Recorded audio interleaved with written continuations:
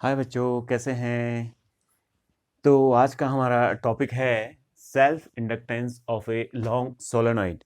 तो आप लोग सभी लोगों ने जो है एक सोलेनॉइड के बारे में पढ़ा होगा। तो आज उसका हम जो है आपका सेल्फ इंडक्टेंस निकालेंगे।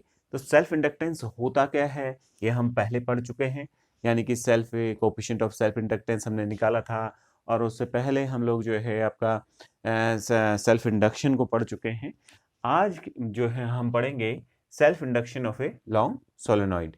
तो आप सभी जानते हैं कि किसी भी सोलेनॉइड में यदि आई करंट फ्लो कर रही हो तो उसके अंदर जो मैग्नेटिक फील्ड बनता है B is equal to mu naught N I बनता है। ये आप सभी लोग जानते हैं। इसी को यूज करते हुए हम जो है इसका इंडक्टेंस को फाइंड आउट करेंगे। तो इंडक्टेंस कितना होता है और इसको आप कहीं पे भी अप्लाई कर सकते हैं। और इसके बाद हम जो है inductor in series, inductor in parallel पढ़ेंगे। किसी बच्चे ने मुझसे पूछा था सर कि इंडक्टर इन सीरीज और इंडक्टर इन पैरेलल भी आप करा देना।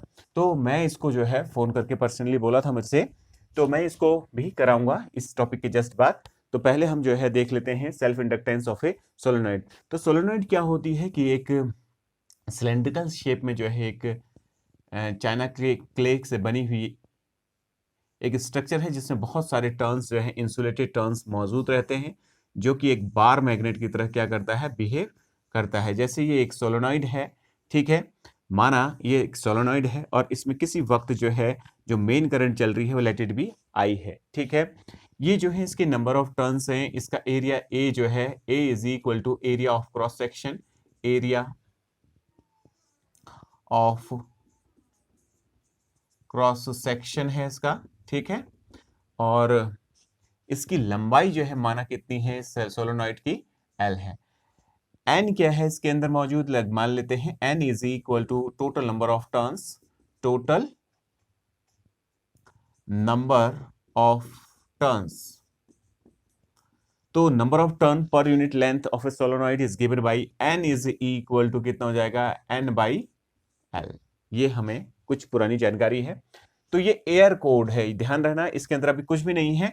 तो मैं यहां पे लिख दे रहा हूं एयर कोड सोलोनॉइड है, यानी कि इसके अंदर अभी ये खाली फ्री है, यानी कि जो है इसके अंदर कुछ भी मौजूद नहीं है। तो हम इस सोलोनॉइड का इंडक्टेंस को फाइंड आउट कर रहे हैं। तो कैसे निकालेंगे इसको, इस चीज को देखते हैं, ठीक है। तो जैसे ही इसमें जो है करंट फ्लो करेगी तो इसमें एक जो है फ्लक्स जो है बनने लगेगा और जो इसकी कॉइल से जो है क्या हो जाएगा, लिंक हो जाएगा। तो इस प्रकार से जो है ये मैग्नेटिक फ्लक्स जो है इससे लिंक हो जाएगा। तो ये मैग्नेटिक फ्लक्स जब इससे लिंक होगा तो वो मैग्नेटिक फ्लक्स जो है कितना होगा, यानी कि इसका जो मैग्नेटिक फील्ड होगा, तो magnetic field due to a solenoid is given by, inside a solenoid is given by कितना होता है, B is equal to mu naught. क्योंकि ये एयर कोड है तो इसलिए म्यू नॉट लगा हुआ है, mu naught N I, where N is your number of turns per unit length, number of turns per unit length, एक यूनिट लेंथ में कितने टर्न्स मौजूद हैं, that will give the sense of number of, that is small N, ठीक है।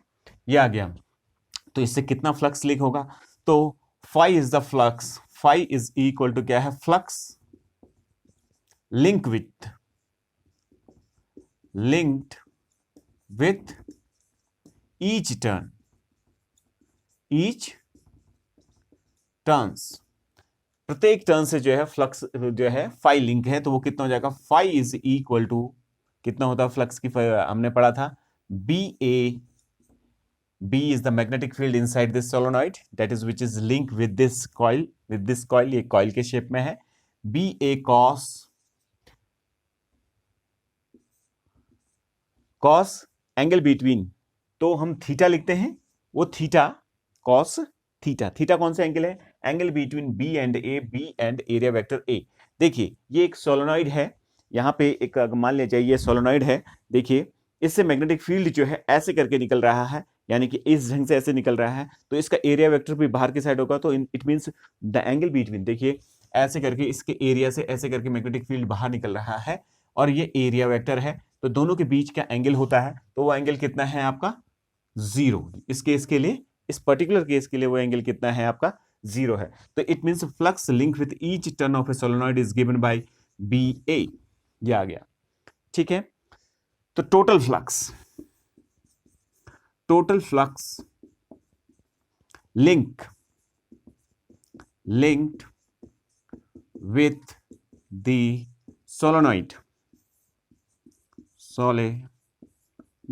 कितना हो जाएगा बेटा, is equal to n phi, क्योंकि इसके अंदर टोटल नंबर ऑफ टर्न्स जो है n मौजूद हैं, एक टर्न से जो है फ्लक्स जो है कितना है, फाई है। मैंने लिखा देखो, flux link with each turn से जो है कितना फ्लक्स है, फाइव एन फाइव एन है, मतलब फाइव है, तो टोटल फ्लक्स कितना हो जाएगा, n इंटू फाइव। ये बात समझ में आ रही होगी। तो अब इसको निकालते हैं, टोटल फ्लक्स को निकालते हैं। तो टोटल फ्लक्स कितना हो जाएगा, ध्यान से देखते हैं इस पर्टिकुलर सेक्शन को। तो इज इक्वल टू कितना हो जाएगा, देखो n, the value of five is your कितना है आपका, b इंटू ए। तो n five that is total flux is equal to n, the value of b is your this, देखिए कितना है, mu naught n i a। इसको equation 1 कर लेते हैं, ठीक है। ये तो हमने जो है पुरानी जानकारी जो हमने प्राप्त की थी मैग्नेटिक फ्लक्स को निकालने की, उसके अकॉर्डिंग हमने निकाल दिया। कल हमने एक टॉपिक पढ़ा था, सेल्फ इंडक्शन पढ़ा था। तो सेल्फ इंडक्शन में हमने जब जो देखा था कि कितना फ्लक्स लिंक होता है, तो हमने कल पढ़ा था also the total flux, the total flux linked with a solenoid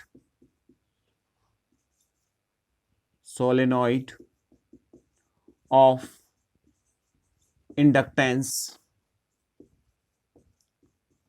L is given by यदि किसी सोलेनॉइड जो मैंने ले रखी है, जिसका अगर इंडक्टेंस जो है L है, ये L अगर मैं इसका इंडक्टेंस को मानता हूं, तो उस हिसाब से इसमें कितना टोटल फ्लक्स हो जाएगा, n phi is equal to Li if I is the instantaneous current flowing through this solenoid। ठीक है, तो ये आ गया। देखिए, एक ही चीज को हमने दो ढंग से निकाला है, ये इंडक्टेंस के सेंस में निकालना है, ये हमने पुरानी नॉलेज जो हमारे पास था फ्लक्स का, उसकी मदद से निकाला है। तो it means equating these two we will get some new relation, तो वही हमें जो है कुछ नया रिलेशन प्रोवाइड करेगा। तो देखते हैं जरा, देखिए इन दोनों का अगर मैं इक्वेट करता हूं, ठीक है, तो इसको इक्वेट करके मुझे क्या प्राप्त होता है, उस चीज को देखते हैं, ठीक है। तो इसके नीचे लिखते हैं equating equation first and second.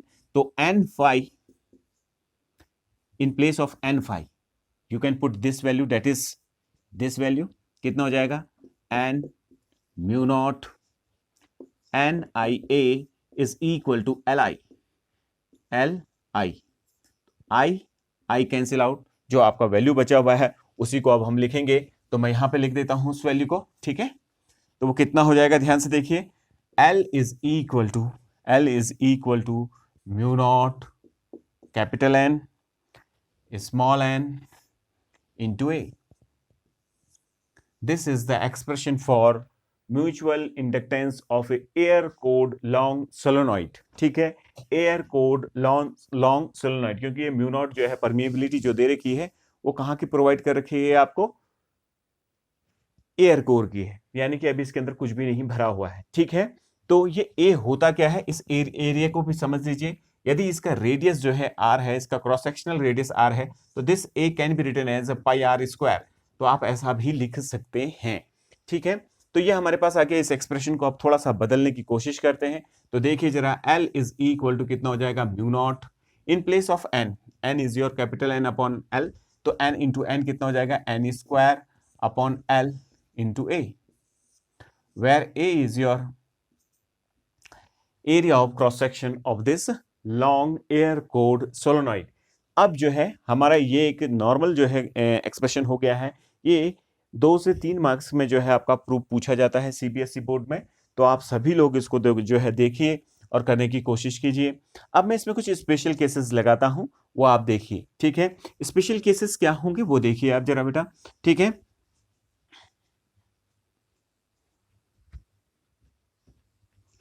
यदि इसके कोर को क्या कर दिया जाए, फिल कर दिया जाए, कोर को भर दिया जाए, जिसकी परमेबिलिटी म्यू है, special cases if the core of the solenoid is filled with a material having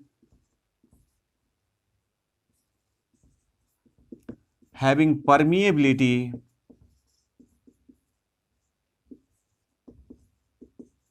mu, then तब क्या होगा बेटा, तब इसकी जो है इंडक्टेंस कितनी होगी, देन क्या होगा, L इज इक्वल टू, देखो म्यू वाले से भर दिया, म्यू वाले से भरा हुआ है, यानी कि ये जब भर जाए तो इन दैट केस क्या हो जाएगा, म्यू टाइम्स, बाकी सब सेम रहना है, इन प्लेस ऑफ म्यू नॉट, ये एयर की और फ्री मतलब जो है वैक्यूम की थी, तो एयर कोर थी ये आपकी, तो इस वक्त म्यू नॉट यूज किया था। अब जो है आपने उसके अंदर पूरा भर दिया किसी मटेरियल को, कुछ भी, जैसे आयरन भर दिया या किसी चीज को भी भर दिया उसके अंदर, तो उस वक्त इतनी जाएगी mu times N square A upon, ठीक है। तो this relation is applicable only for, किसके लिए है, only for when the solenoid is filled with a substance having permeability mu, mu permeability अगर की कोई मटेरियल से इसको भर दिया जाए तो उस वक्त जो है ये रिलेशन आप यूज कर सकते हैं। अब इसके आगे हम देखते हैं कि रिलेटिव परमेबिलिटी के रूप में भी कभी कभार आपसे पूछ लेता है, मैंने क्योंकि क्वेश्चंस देखे हैं कि आपके सीबीएसई बोर्ड में ये पूछा जाता है कि relative, in term of relative permeability निकाल दीजिए, तो in term of relative permeability this expression can be written as, तो यहां पे मैं निकाल रहा हूं, तो रिलेटिव परमेबिलिटी,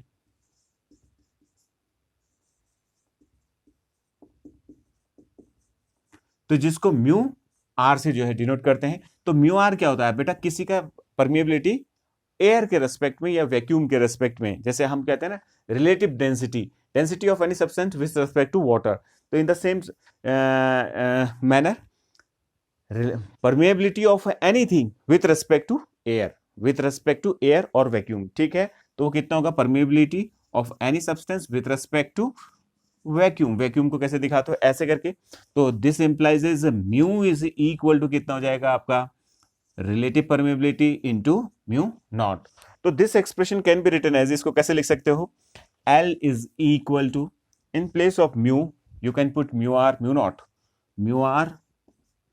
म्यू नॉट, बाकी जो चीज बचा है N square A upon L, N square A upon L, तो ये आपका आ गया।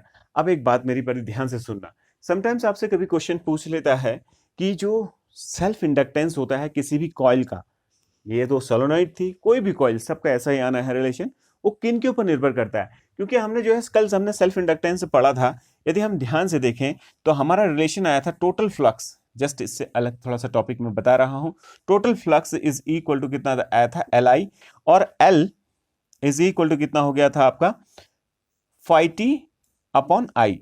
तो इस रिलेशन को देख के बच्चा सोचता है कि वो फाई के ऊपर निर्भर है और आई के ऊपर निर्भर है, ऐसा समझता है, लेकिन ऐसा नहीं है, because these are proportionality ratio में ऐसे डायरेक्ट हम नहीं बता सकते, ठीक है। तो वैसे भी सोचो किसी का भी इंडक्टेंस, यानी कि किसी का भी जो है मेन करंट को विरोध करने का जो है, अपोज करने का जो कारण होगा, वो सोलेनॉइड कितनी लंबी है उसके ऊपर डिपेंड होगा, यानी कि उसके शेप, साइज और किस ढंग से उसको डिजाइन किया है, कॉन्फ़िगरेशन के ऊपर क्या करेगा, डिपेंड करेगा, एक ऐसा डायमेंशन है उसका उसके ऊपर। और यहां से भी हमें यही चीज पता चल रही है, देखो कि जो सेल्फ इंडक्टेंस होता है वो एरिया ऑफ क्रॉस सेक्शन के ऊपर डिपेंड करता है, and it depend on the length of the solenoid, that is length of the coil, ठीक है, and it depend on it's permeability, यानी कि इसके अंदर अगर मटेरियल कुछ और डाल देते हो तो उसके ऊपर भी क्या करता है, डिपेंड करता है, यानी कि किस मटेरियल की वो सोलेनॉइड है इसके ऊपर भी वो निर्भर करता है, यानी कि डिपेंड करता है। तो आज का टॉपिक जो हमने 2 से 3 मार्क्स का यहाँ पे किया कि self inductance of a long solenoid, air cored solenoid का किया, और if the solenoid is filled with a material having permeability mu, then its self inductance is given by L is equal to mu naught n square A upon L। तो ये बड़ी आसानी से निकाल सकते हैं, यहाँ पे A क्या है, एरिया ऑफ क्रॉस सेक्शन है, जिसकी वैल्यू कितनी है, pi r square, where r is the radius of this cross section, ये जो क्रॉस सेक्शन आपको दिख रहा है इसका रेडियस है। तो ये हमें यहाँ से जानकारी प्राप्त हो गई। तो आप इस चीज को देख लीजिए और पॉज करके इस वीडियो को जो है नोट कर लीजिए, इसको नोट बना लीजिए इसका, ठीक है। तो मैं अब इससे आगे जो है आपको यही इंडक्टर जो है, यदि इसको इंडक्टर भी बोलते हैं बेटा, आगे हम इसको इंडक्टर बोलने लगेंगे। तो अब इंडक्टर इन सीरीज, यानी कि अगर आप कोई कॉइलों को जो है, दो कॉइलों को जो है सीरीज में लगा दें या पैरेलल में लगा दें तो उनकी कितनी वैल्यूज होती हैं, तो उस चीज को देखते हैं। जैसे आपने कैपेसिटर्स को पैरेलल में लगाया था, रेजिस्टेंस को पैरेलल में लगाया था, तो उस वक्त उनकी वैल्यूज क्या आई थी, उसका रिजल्टेंट क्या बना था, यानी कि उसका इक्विवेलेंट कैपेसिटर क्या बना, कैपेसिटेंस कितना बना था या रेजिस्टेंस कितना बना था। तो इन द सेम मैनर यहाँ पे जो है, अगर आप तीन इंडक्टरों को सीरीज में लगा देते हैं तो कैसा होगा, तो अब हम इसको पढ़ रहे हैं, तो एक बार देख लीजिए इसको, ठीक है।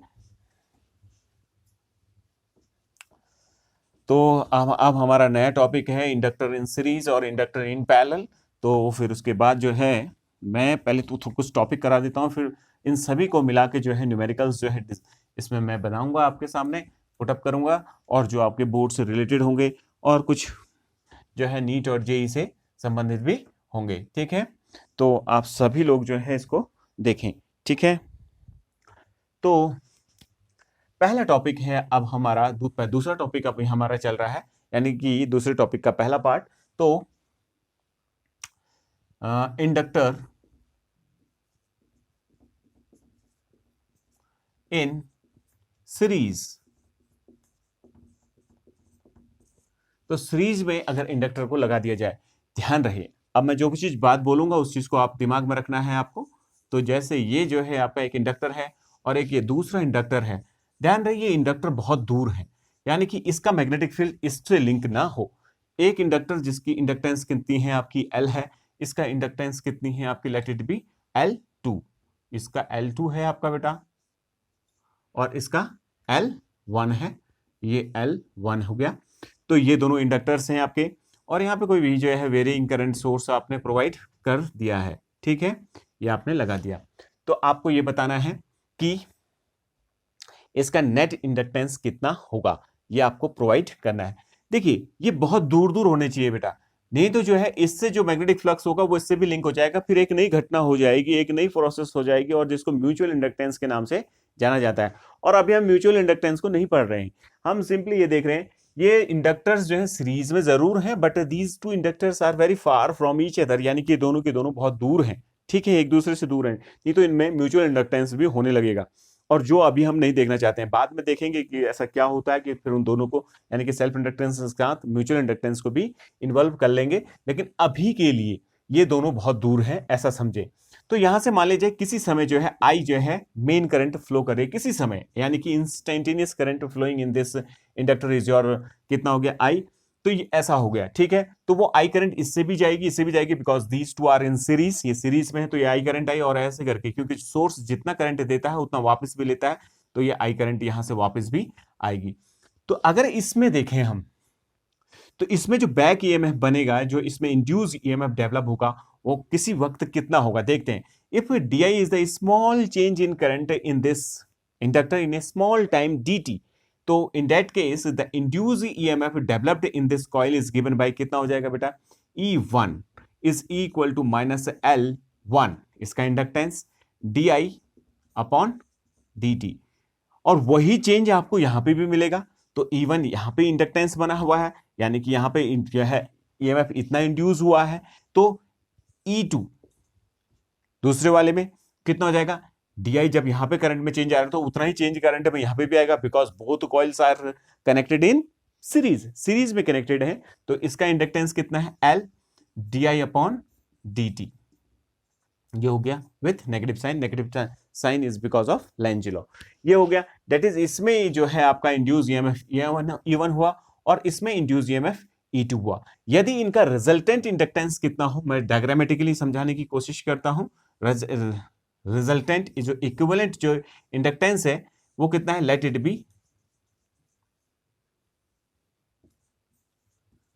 L, तो उससे भी कितना जाएगा, I जाएगा, उसमें कितना इंड्यूस होगा, E इज इक्वल टू कितना हो जाएगा आपका, माइनस का L di अपॉन dt, याद, ठीक है। तो हमें क्या पता चला कि जो नेट है ई जो लगा हुआ है, जो इंड्यूस हुआ उसके अंदर, तो ई इज इक्वल टू कितना हो जाएगा, E1 प्लस E2।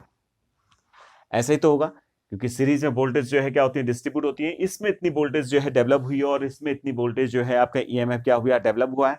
तो this EMF must be equal to the totally induce EMF developed in this equivalent inductor. तो इक्विवेलेंट कितना मैंने कंसीडर किया, L।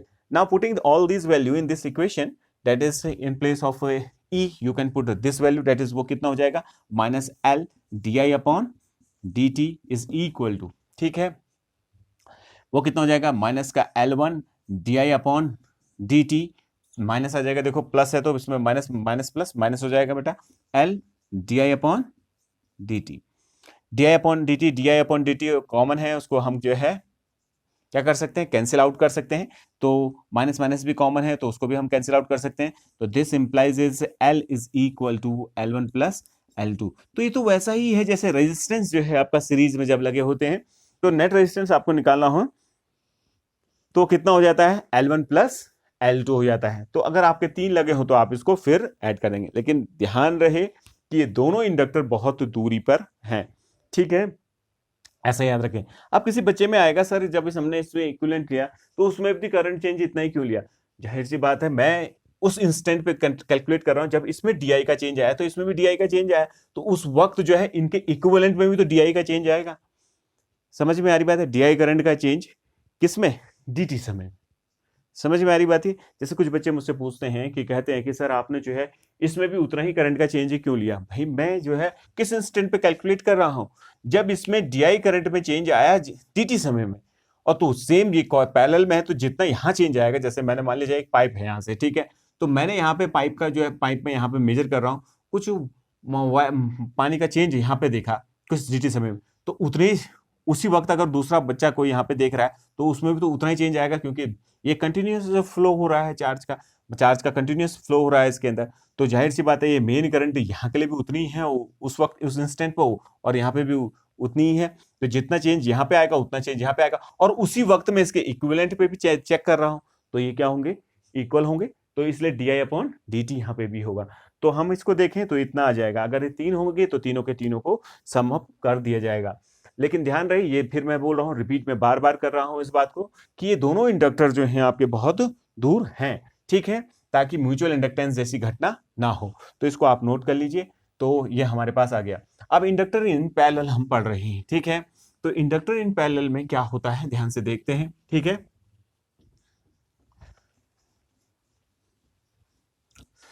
तो सेकंड टॉपिक जो है हमारा इंडक्टर इन पैरेलल।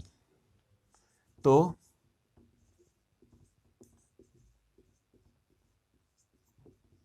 यदि इंडक्टर्स को पैरेलल में लगा दिया जाए तो तब कैसा होगा, तो देखते हैं, पैरेलल में लगा के देखते हैं बेटा। एक इंडक्टर ये है आपका,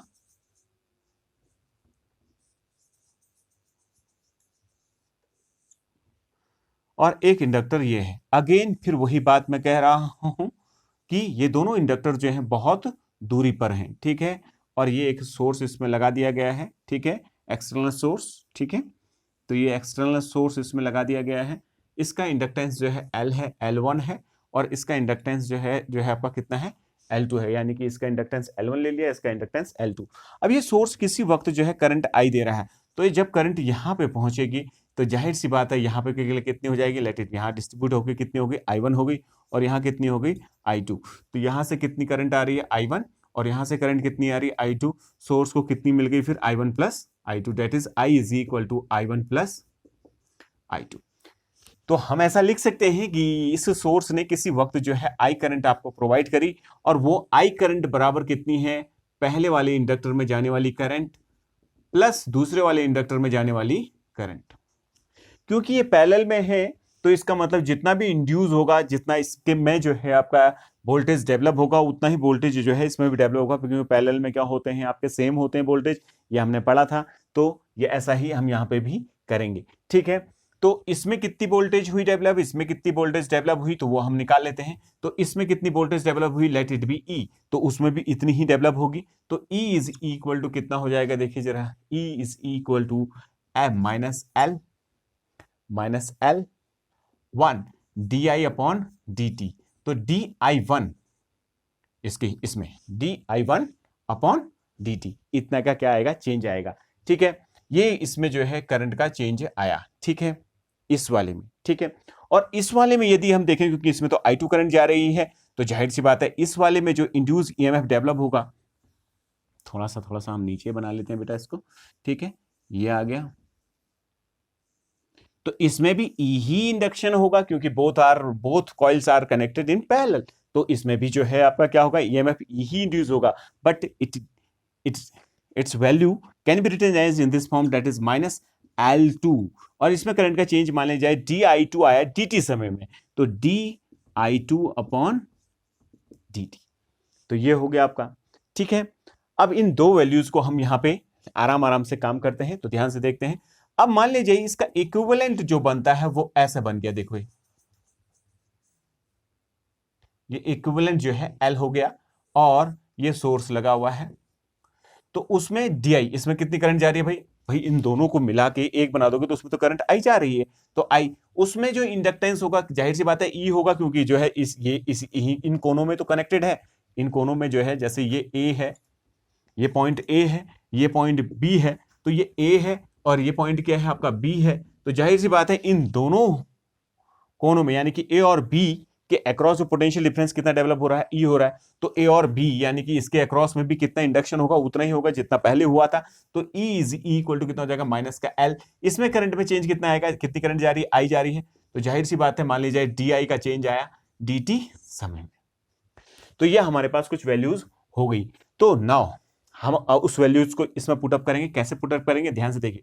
नाउ डिफरेंशिएटिंग दिस इक्वेशन, जो हमारी करंट मेन करंट जा रही है, वो इसमें कितना करंट चेंज दे रही है, डी समय में, dt समय में di के चेंज का चेंज दे रही है, उसमें dt समय में di2 का दे रही है, इसमें dt समय में di का चेंज दे रही है। तो differentiating this equation with respect to time t both side, that is di upon dt is equal to di1 upon dt plus di2 upon dt, ये हमारा आ गया।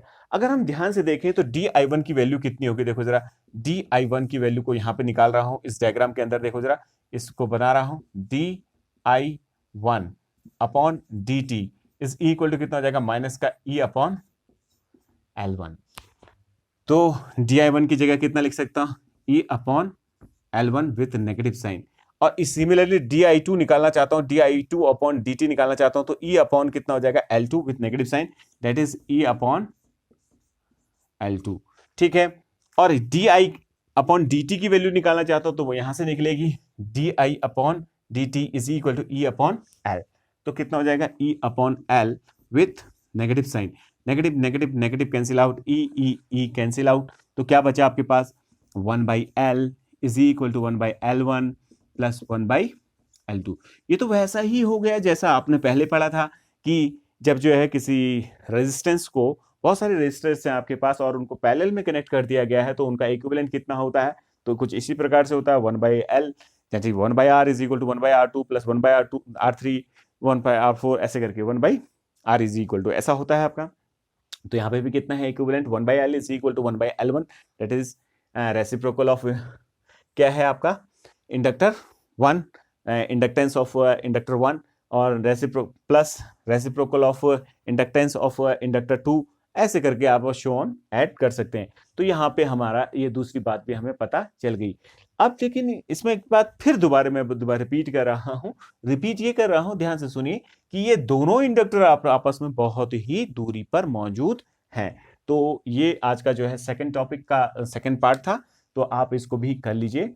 और बेटा इससे आगे मैं अभी कुछ और इंपॉर्टेंट टॉपिक्स हैं जिनके डेरिवेशंस आते हैं, तो मैं नेक्स्ट लेक्चर में इसको अपलोड करूंगा। तो आज के लिए इतना ही। तो आप सभी लोग पढ़ते रहें और बने रहें, पढ़ते रहें। ठीक है, ओके, बाय, टेक केयर।